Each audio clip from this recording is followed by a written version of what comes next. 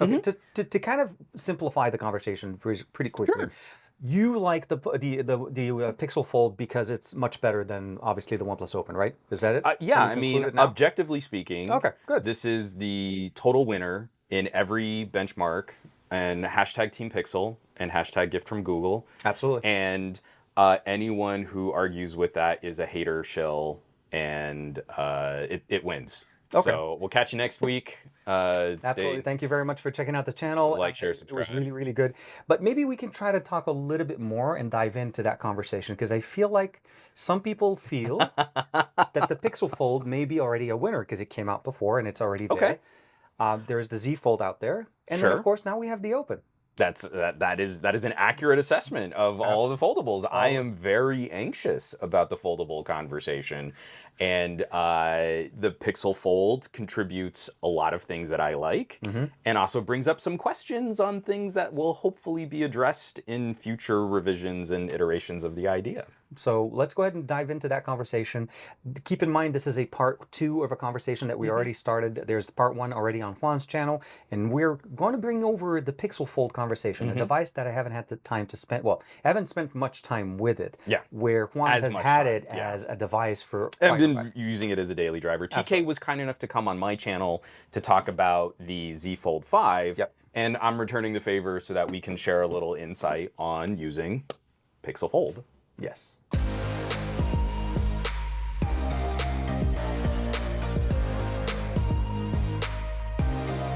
Shoot. Put me on the spot. I'm going to try to put you on the spot, but the first thing obviously that comes to my mind because I've held it and I've used it for literally more about like 5 or 6 hours initially.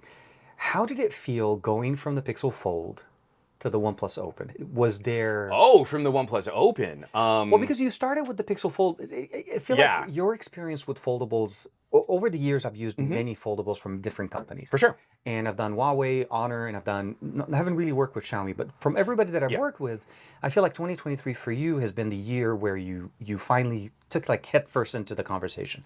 So going from Fold, Pixel Fold, not obviously the Z Fold, to the Open, how did that feel for you? Did that feel like a natural progression? Did it feel weird? It still feels a little weird. My experiences with Pixel Fold, I slow played using it as a phone. Okay.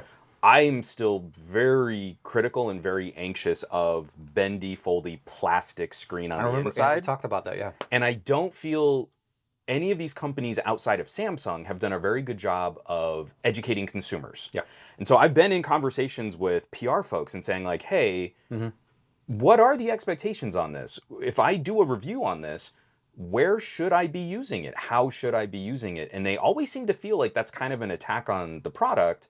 But so far, I feel like only Samsung has built into their marketing the real people opening it in situations to show what that should look like. Exactly. All the rest of these, and Google is kind of guilty of this too. It's like CG butterfly render as it opens in nebulous space. And you're like, well, yeah, if I were using this in a vacuum, I guess it would be safe. Yeah. But that's not real life. And I can't tell someone to rely on this as their daily driver phone.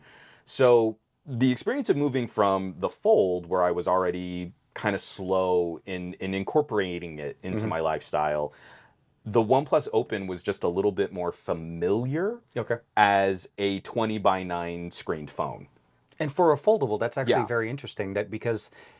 It's the halfway point between a Z Fold and a Pixel Fold. But it doesn't feel like when you're holding it in your hands, it almost doesn't feel like it's a foldable. Like you almost forget that it's a foldable because of the thinness and the design that you get there. You could definitely see there's a lot of similarity between the two. But when I put this in someone else's hands, they know something's up. Yeah. It's heavy. It's something different. It's heavier. It's got a squarer, squatter screen. It's a little bit wider on the display and slightly shorter. But I know you've had the same experience. When you put this in someone's hands, if you don't say anything, they don't immediately jump to the conclusion that this is a mini folding tablet. Yeah. That's something that you get to kind of blow their mind with, where the second you do this, people are kind of like, oh, there's a thing, and I can kind of see they're already inspecting it. And so that, I think, is one of the psychological quirks between these two. The OnePlus actually becomes a better phone for just being a stealthier experience, where the Pixel Fold kind of gives up what it is. It's a little bit more deliberate in what it is. And I know that's a very like, sort of philosophical kind of conversation about the two, but we're still in the Wild West with this design. Yeah, so we should be playing with things that do different stuff. If we're going to start talking about the grand pappy of the whole conversation is, it's the Z Fold, right? Sure. Samsung's approach to foldables what really brought it to market, yeah. No, absolutely. They've dominated it for 5 years. They have 5 iterations of this. And what we're looking at right now is they're still using a similar form factor that's more long than it is wide. When I first got the Pixel Fold and I really held it, when you take the conversation away from the weight of it, you appreciate immediately the landscape that you're getting. You're getting pretty much somewhat of a similar form factor to what your phone is. When you open it up, you're able to run multiple apps, and they're basically the aspect ratio of 2 separate apps on the external display. And you appreciate that right away. OnePlus jumping in with the Open is a very different approach in the sense of it's a 3rd generation device. And the hardware that we're seeing here has evolved, in my opinion at least, and I hope you agree, learning a little bit from a friend that... Oh, yeah. This guy. Let me boot him up, because we'll probably want to turn this on at some point, too. So this is the Duo 2. This is the last generation of the Duo that was released. And what Microsoft was able to do, going from first Duo to second Duo, is providing us an experience where Android runs on almost independent. It's almost like two devices in one, and you have the device runs here, and that's where you kind of look. And if you kind of compare where the Fold comes in, we're looking at very similar aesthetics. You can definitely see they are very much in family. That's why I got really excited about Pixel Fold. Yeah, is it felt like. It felt like this was more inspired by this than by Samsung. Absolutely. And that also makes me a little frustrated, because I don't feel like Google did a very good job of supporting other partners Microsoft throughout the transitions from Android 11 to 12 to 13. Yeah. I feel Google had a very specific partner in mind for really supporting that development, and it's one of the reasons why I feel like this always felt like it was a step behind. Well, Microsoft had to do a lot of its own engineering to try to make these things work. Because before 12L, this was still trying to make Android run in this. And so we've got the square squatter screen on the outside, and what does Google go with but the square squatter screen on the outside? They've managed to rein in some of the bezel space, so I think they should be commended for that. But I feel there is a more obvious influence or inspiration in what they were going for form factor. That being said, that has been, because we've done these trades with Duo versus Z Folds in the past. No, yeah, that was actually one of our previous collaborations as well. I've always felt the hinge on the Z Fold was 90 degrees wrong. And so that was one of the perks going to the Pixel Fold. You always open the phone and turn it. Because that's Whereas, how you do it.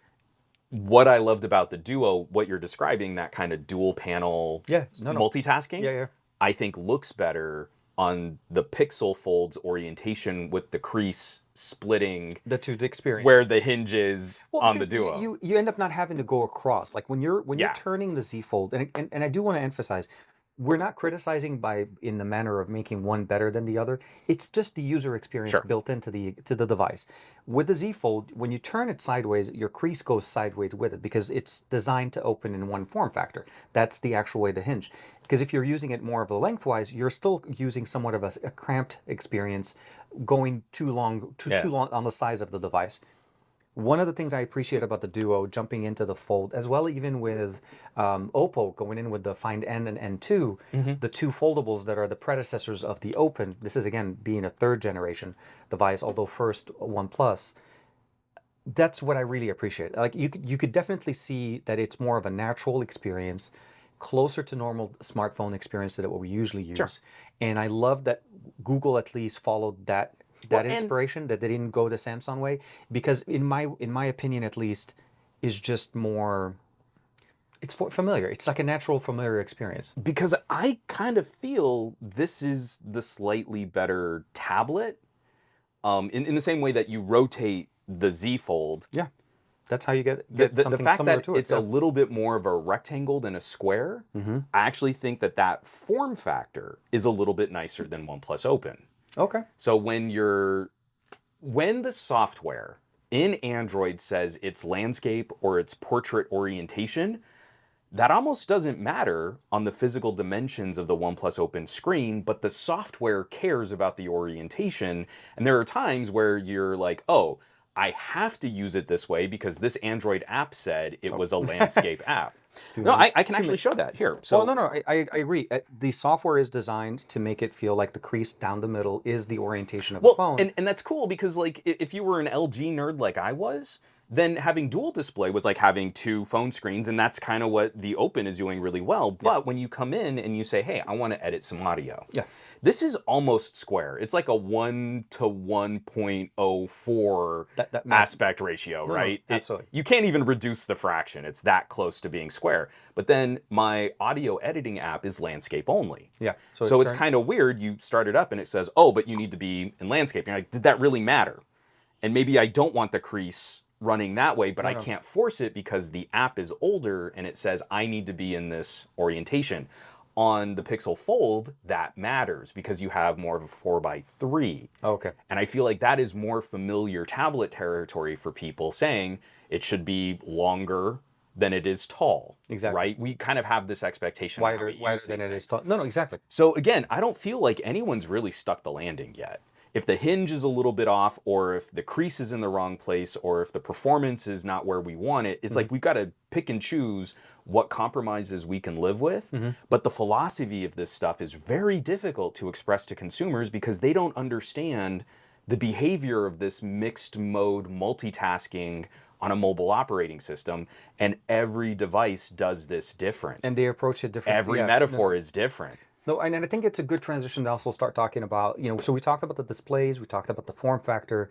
Software. Software is a different approach as well. Android, Material U transitions obviously over to what we see here with the Fold. For me, with the short amount of time I played with it, I described it very loosely, and I'm hoping maybe it's something that you agree with me on that. It's a Pixel 7 Pro on the outside and a Pixel tablet on the inside. Totally. And I feel like the experience is very much, that's how Google treats it. Absolutely. The moment you open it, it's a tablet. Completely agree. And the moment you use it on the outside, but it is very much like the Material U approach to foldables, and I think it's done, it's done well. I like it. With one small addendum. Sure. And to expand on your idea, not to debate you, that workflow only works in one direction on the Fold. Okay. The Z Fold and the Open do this better where, okay, I've got my phone and I'm in this app and I'm going to expand it. And wow, magically it transferred to the inner display. But now my lunch break is done and I'm messaging and I want to go back and I go to close it and nothing.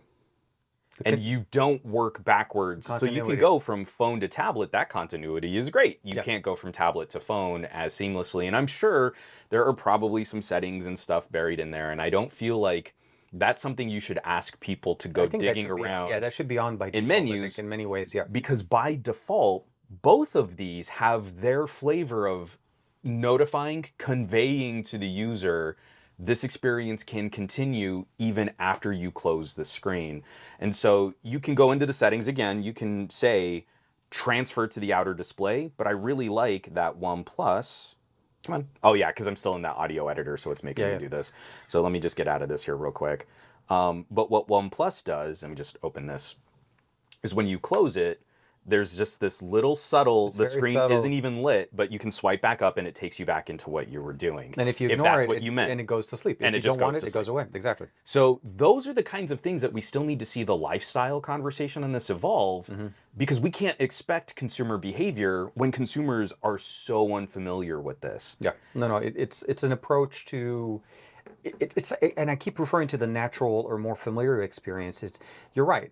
Just because you close the tablet doesn't mean we're done. Doesn't mean exactly. Especially on a device like this, you're on the run. You want it to keep going. Keep going. And if you don't want it to keep going, give us that little bit of a slight delay kind of an interface. Sure. If you don't touch it within the first 2 to 3 seconds, okay, fine. You want to go to sleep, let it go. And the challenge of telling that to the consumer is actually it's a lot more difficult than I think a lot of techies understand. Yeah. You start working or you get familiar with one method of doing this and you're like, oh, that's the way it should be. Forgetting that, like, we show these things to people in our circles of family and friends, and it's still like, Oh, like they've never seen anything like it before. Oh my gosh, even with all the commercials. No, I know. So when we really get into the ergonomics and that philosophy of like, well, how do you communicate to the user that something can still happen? Okay, well, we've got to do a transition back to a phone form factor. All right. But we don't want to just flash the screen, because what if they really were putting it in their pocket? Okay, well, what if it's a proximity sensor thing? Or do we need an action from the user? And every single solution has a drawback. Yeah. Every single solution does something that someone will find unexpected, but you still need to do Still something. provide an option that is That- visual and Communicate it to the and user. it's specific. Yeah. That if you It's don't swipe, such a- that accidental swipe is very hard to accidentally do. Yeah. So you need to purposely transition, and I think the conversation also transitions a little bit better when we start talking about multitasking capabilities. Now, we know Samsung. Samsung's been doing multitasking. They've done the three apps, the floating app. They've done that. They have Dex. There's a whole bunch of other things. But I wanted to focus more specifically on more of the not necessarily stock Android, but Material You versus So Oxygen it's OS. open versus fold and fight, and one will emerge victorious. Not in that manner. It's more about the different flavors and how we're looking Yeah, at it. they're very different. OnePlus makes tablets, but I can assure you that the experience on the OnePlus Pad is not mirrored into the inside version No. of this. It is a different experience. It feels different. This is yeah. different, and I think this is a different approach to what Google's doing. Google is trying to marry their tablet experience on the inside display. So when we're looking at both of those from a functionality, from like multitasking, Sure. I think, well, like maybe I'll shift it over to you a little Yeah. bit more of because you used it again for a certain amount of time, and you had this. And we've for both had weeks. experiences with Pixel tablets, and How has multitasking for you? How's the experience? Do you feel like it's improved by moving over to the Open, or is it different enough that you can? It's pretty much just more of the what flavor works for you. so the Open, this is more functional. You can do more with it, and very similar to the Samsung method Oh, of yeah, this. no, absolutely. You know, multiple apps. You can kind of move the canvas around. You can have a floating app, and I think OnePlus has done the best job of making floating apps a more organic gesture. Yeah. Because that's something that's buried in Android multitasking that I don't think anyone really knows about. And There's a way to turn it on the Pixel. Sure. But it's in the developer. Like you have you to got to jump- go. You have to go jump and through a dig few for it. hoops. Yeah, exactly. And I appreciate. I'm the guy who's going to say, if you're going to spend almost $2,000 on a device, that you should have the intellectual curiosity to dig a little deeper than just the main settings page. Yeah. But I also can't put it on the user to say, you've got to go hunting for something that you didn't know existed. Absolutely. And this is something that I feel like, again, it's a functional improvement over iOS. But Android has never capitalized on putting two apps on your screen at the same time. They've never told that story to consumers, so they don't really know it exists. The Open encourages a bit more of that exploration. Yeah. And I feel some of those additions to the sort of taskbar at the bottom of this kind of helps nudge the user. Well, what's this folder button do? Oh, hey, that's like a menu, and I can do some stuff with it. It's conveying something else can happen. Yeah. The multitasking experience on the Pixel is very practical. It's very straightforward, but it still depends on that multitasking view. Yeah. I don't know that this has been well communicated to people, that there are other things to look for, but I am encouraged that, screenshot, select, and split screen options are very visible. They're much more accessible. I don't really feel anyone has nailed this as a gesture as well as haven't. Microsoft has done with the Duo. Oh no, absolutely. Where- I feel like it's unique to Pixel actually, because it's not just the Pixel Fold. You can get this also a little bit on the Pixel 8 And the Pixel 7. tablet, yeah. No, absolutely. It's a nice gesture. So it's in things like, okay, if I'm trying to imagine what someone's going to start doing with a foldable, and they haven't had as much experience as we have had with dual display and foldables and all these other options, you're in your multitasking view and you tap on your app drawer, and the traditional app drawer comes up, and you're just so used to, I tap one button and one big app fills the whole screen. no, absolutely. How do you convey to someone that you can then drag? So that brings up a menu where you could uninstall the app. We're familiar with that, but we're not familiar with pulling it over to the side and moving it around and doing other things Or launching the split functionality to launch the split functionality. which is, you're right. I feel like the approach is it's a not, consumer education issue. it is Yeah. absolutely. It's absolutely. And if we're used to using it on a smartphone, because on our smartphone, typically what we do, at least with Android, you'd open up your Recents app and you open up to whatever the It's Recent a app is. whole process. And you have to click the three buttons and say split. And then once you open that, then you have the ability of selecting the Right. second one. Here, it's giving you the option, but it's not, like you said, guiding you. And I feel like OnePlus did a decent job on that one Yeah. with the at least the bar selection on the bottom. Well, this is, I'm getting really nitpicky here. This is not like a condemning one product over the other. Or this is the way that it should be done.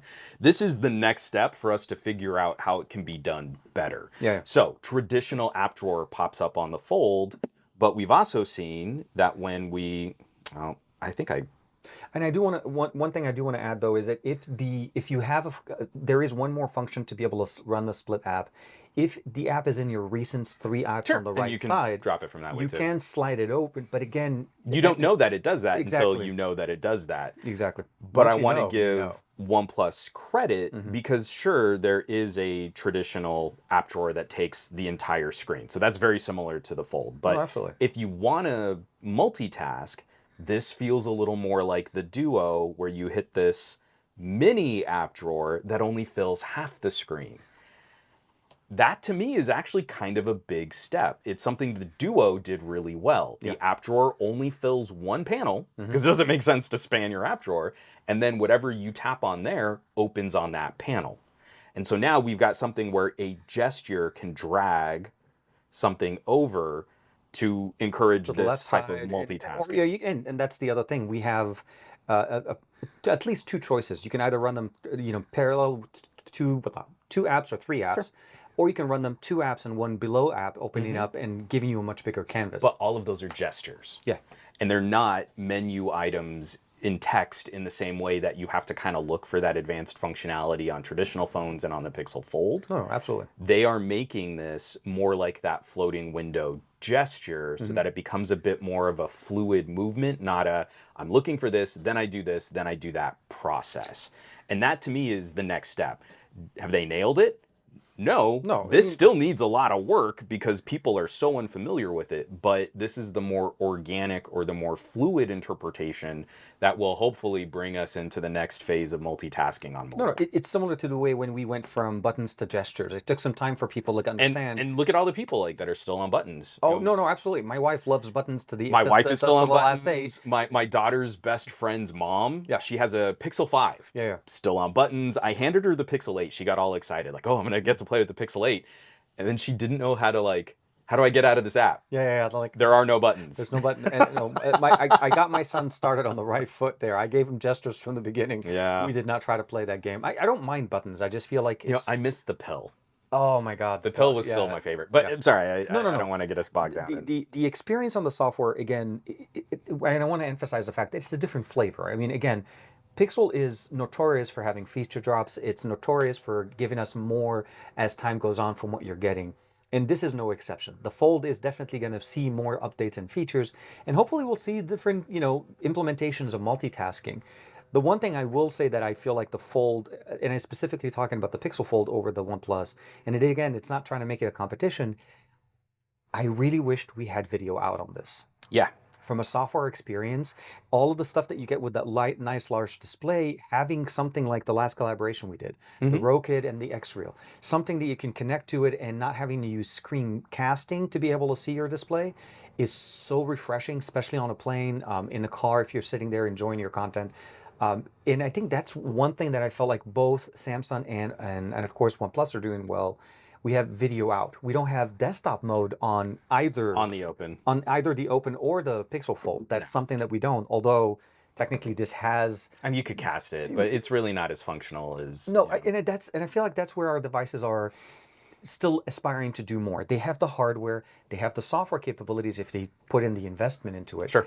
Google still isn't driving the Android desktop conversation yet. And I feel like Samsung's been not only riding it, but they're holding to a conversation about your phone as a companion, ubiquitous computing, the assistant features. And I feel they're now running up against the barrier of some of these power user devices that we expect can start replacing other gadgets. You're talking about something that is a premium tier laptop. Oh, absolutely. In terms of price. Can it help us displace some of this other gadget use? Samsung has an excellent argument for that. I mean, those words were like acid in my mouth. But OnePlus even has a really strong argument for expanding beyond. So we've got just the device itself. It's a phone, and then it's a mini tablet, and then it can still grow beyond that. Oh, and you can run it. You can connect it to your PC with their PC Connect software. But I mean, we've been playing with those like XR glasses and stuff like that. No, you can expand beyond, Absolutely. well beyond just what the physical dimensions of the device are. And unfortunately, Google is not empowering that same kind of conversation with the Pixel Fold. That is something that I feel like when we start talking about recommendations, because I think when we start looking at all these different devices, Which one wins? Which one wins and which one would you recommend? It becomes very much a specific conversation. It's like, what would you recommend to whom? Where it comes down to cameras, though, I feel like and you'll see it if you haven't had a chance to. Make sure to check out the video over on Juan's channel. We're talking specifically now. I just took your picture.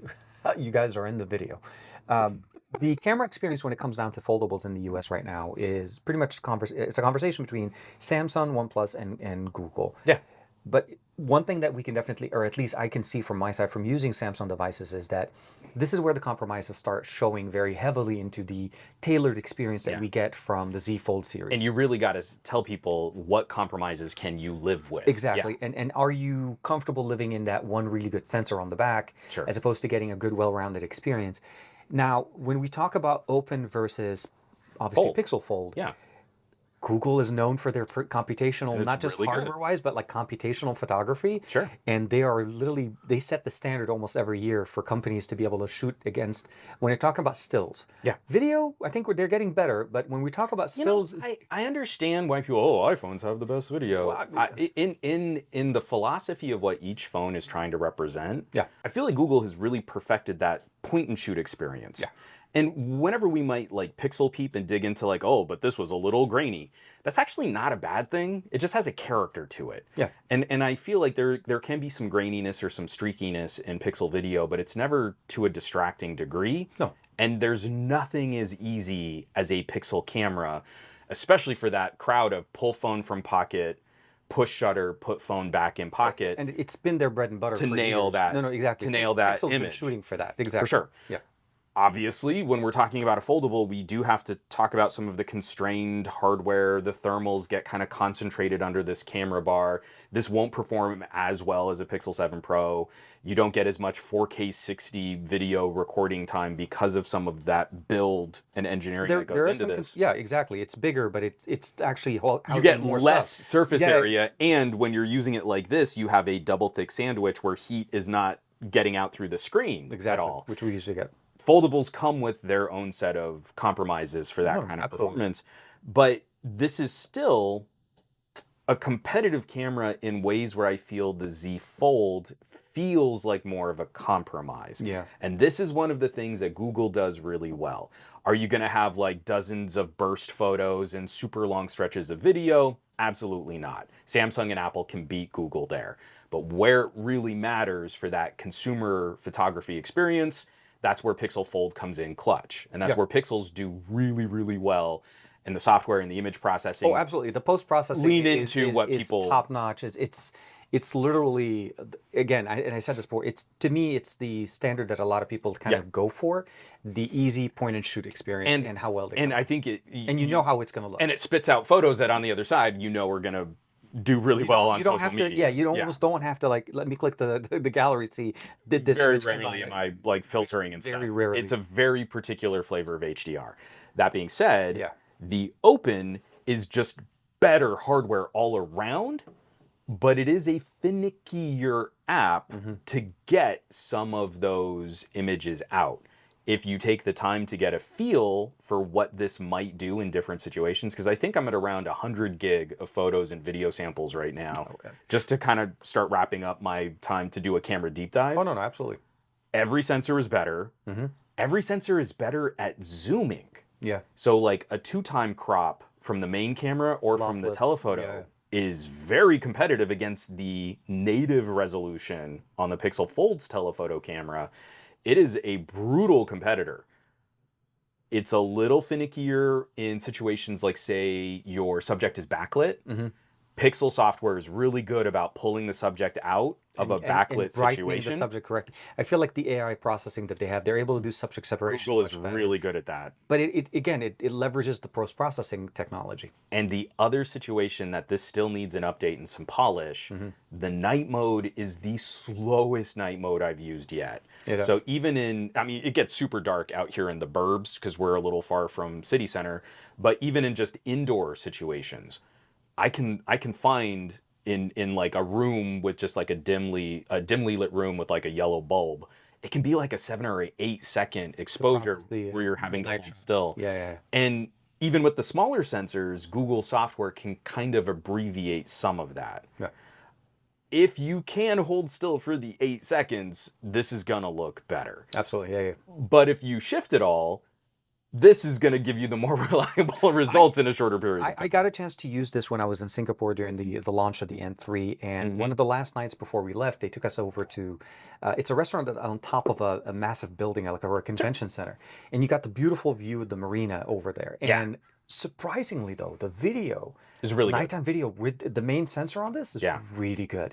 The processing that we're getting here and the options that we get, again, it's not very much like I take it out, I snap, and I put it back in my pocket kind of thing. It's a little bit more deliberate than You that. need to be a little bit more deliberate, and you obviously, and I personally will think that you have better choices in lenses. And you're able to basically pick and choose, and you are going to get that experience. Just you have to spend a little bit more time. And as software gets better, hopefully. And I don't think it's a little more time in every shot. I think it's a little bit more time learning it. So if you're familiar with the Samsung, I think you actually have a better transition considering the Open, because if you're familiar with the flow of the Samsung camera app, it's a very busy camera app. If you're coming from a Pixel, I think you're gonna feel like the OnePlus is fighting you more. It's a little bit more, like, I just want to take a picture, dude. And it's getting up to speed with not just where all the buttons are in the app, but it's also the expectation of what happens when you hit the shutter. And that's one of the areas where I feel the Pixel trains the user better than the OnePlus trains the user.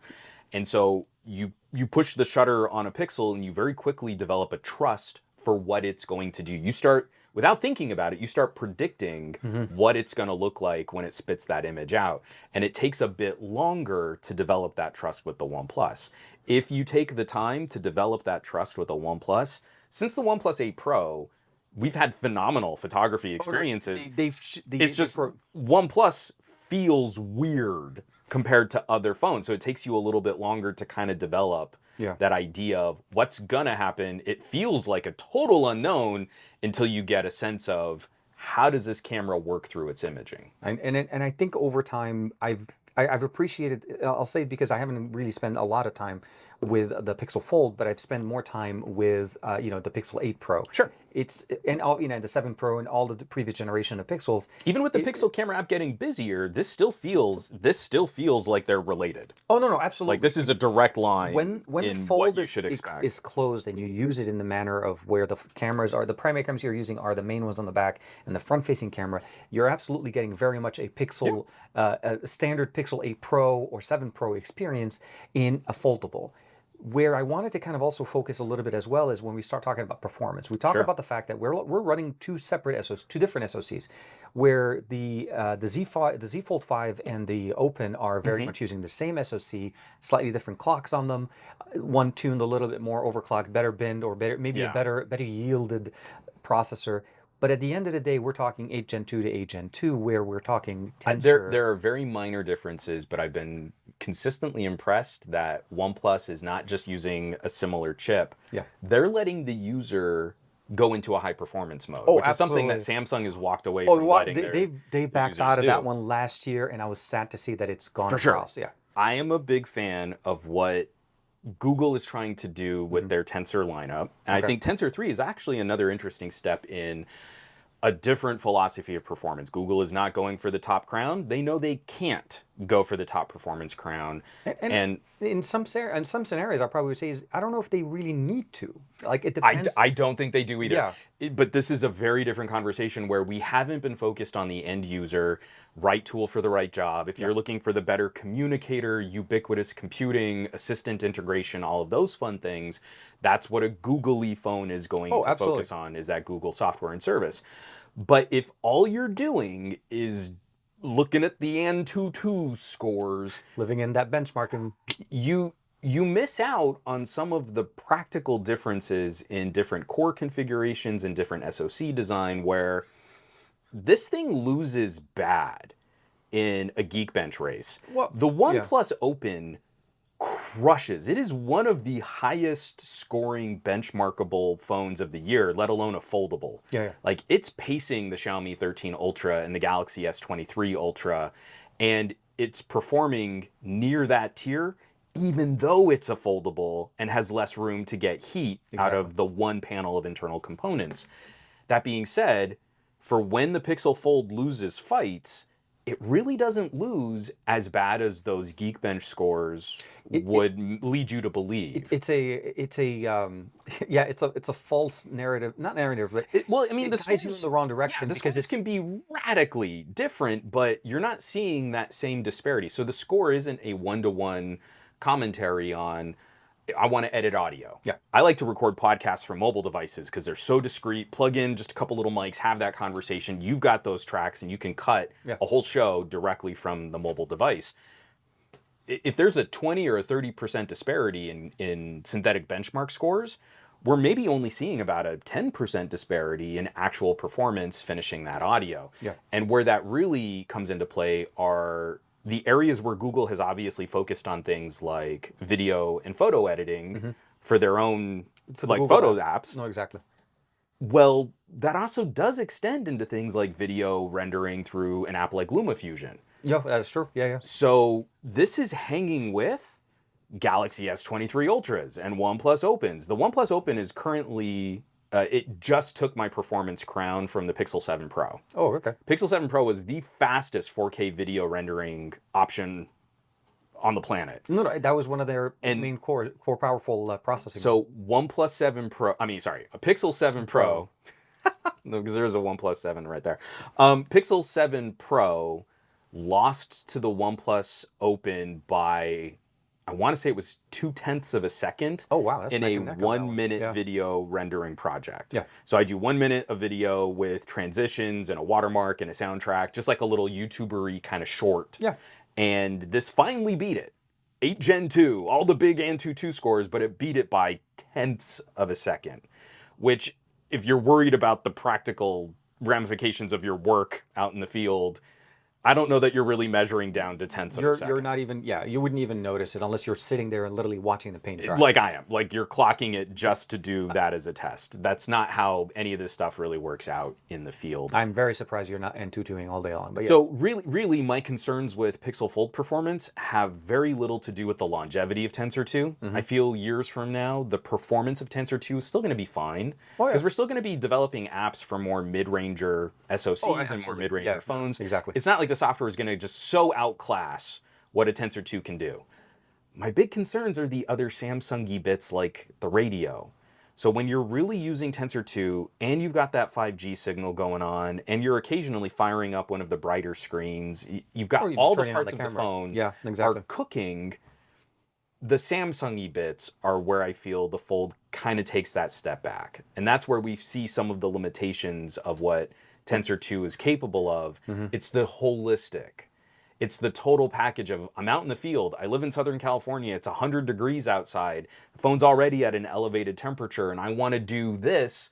I know the experience is going to be that step poorer in performance. You have to plan for that. You have to manage it. The user has to. The first time you see it and it hits you and you're like, oh, I got to manage temperatures. Sure. And for me, even when I traveled with the 7 Pro, when I was traveling with it earlier this year, that was also another challenge. It had the same Tensor 2, but I was running eSIM and 5G and 4G. But on top of that, yeah, I have to manage that on Fold in situations that make me uncomfortable to use the Fold. Okay. If I know I'm going to be shooting a bunch of video from the Fold, I'll throw it into airplane mode. I'll manually set the screen brightness, and I'll shoot with it open so the heat can dissipate a little more. so I can clear some of that heat better. But you. I'm often in situations where I don't want to be using this unfolded, chasing my daughter around at the park, or we're at soccer practice, or we went out to the pumpkin patch. You don't want to do a tumble where the phone flips and flies over. And I don't want to do that. The Pixel Fold kind of makes me do that more than the OnePlus Open does. I can fix these problems. I can get to the content that I want. I can shoot the footage that I need. It doesn't really hold me back, but it does encourage me to use the device in ways that I maybe might not always be comfortable. No, I agree with you. And I think this is something and not necessarily because I've used it on the Fold. It's because of my experience with the 7 Pro and using the G2 on it. Yeah. I will say that obviously in other content that we're going to push out, we're going to talk a little more about the G3 on the 8 Pro. For sure. Thank you very much also to Team Pixel for sending me the 8 Pro for review, and I think for one. Hashtag Team Pixel, hashtag Team Pixel, Google, and hashtag OnePlus. Why not? Yeah. We'll throw that in as well. OnePlus also supplied devices for our review purposes. Absolutely, and I think to kind of bring it in together, the conversation that we're trying to have today is more of that the Duo was the winner objectively, and nothing has been better, and anyone who says differently is a hater in a shell. We're bringing it back into the beginning of the video, so thank you very much for checking out the channel. Make sure to check out the first video as well on one side, talking a little bit more about obviously This is all about philosophy. Absolutely, literally nothing is winning. No. There is no winner, and I can't express that enough. Where each one of these has a completely different flavor and philosophy for solving similar problems. Yeah. But no one is agreeing on what mini tablet that folds into awkward double thick phone.